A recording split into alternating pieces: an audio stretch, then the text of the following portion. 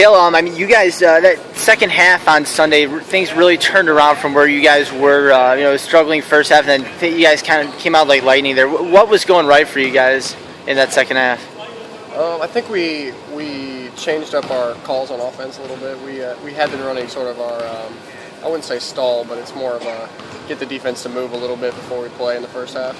And then once we were down, we had to pretty much scrap that and just play. And I think getting our shots in kind of that range from the 20 seconds to the 10-second mark on the shot clock was better than throwing something up at the last second. Was that just kind of a situational thing, or is there something to take from the success you guys had and carry over?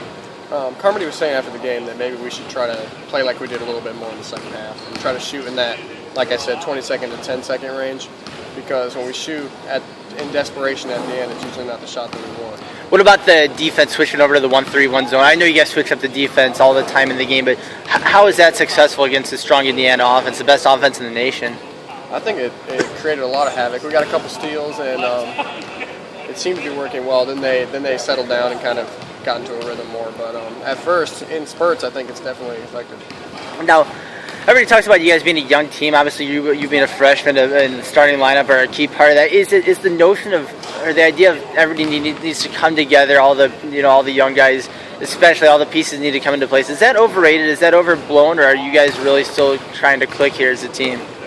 I think it's a little bit overblown trying to make the distinction between freshmen and veterans. I think that we've been here a while, actually, as freshmen. I mean, it seems like we're young guys, but we've actually been here a long time, and I think it's starting to show a little bit. So I think people make that distinction a little bit too much, but every game you get a little bit better, and that's what we're trying to do. For you, you grew up in Iowa, Big Ten country. There now you're taking all these Big Ten road venues. What's it like for you when you're on the court? You're announcing the starting lineup, and everybody in the arena's booing you. I guess what's that experience been like for you? The Iowa game was especially fun, just because most of the people in the audience knew who I was, which was cool. And but other than that, it's just a great conference to play in, whether or not you're from around here or not. I think anyone would benefit. Are you getting?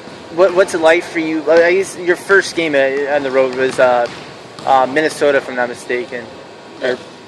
Yeah. I mean, what was it like stepping onto that court in Big Ten road environment for the first time? It was a great environment. I actually liked the barn was cool. I liked how it was like a stage. Yeah. But it was fun. The crowd was really loud. All the away crowds have been really, really insane this year. So it's good to see support in the Big Ten and play in that environment for sure. How would you say you've been able to grow and to settle into not only to your role but into playing college basketball?